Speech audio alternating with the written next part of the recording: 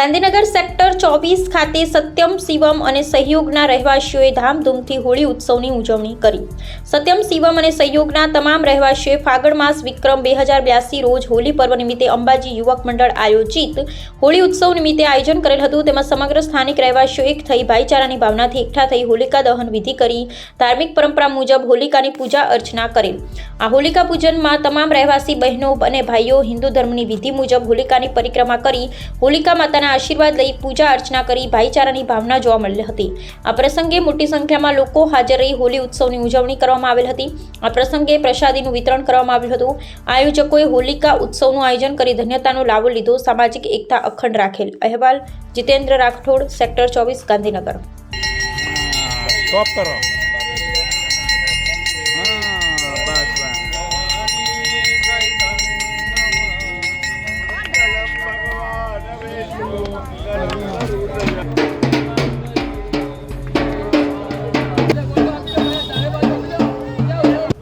વાત છે।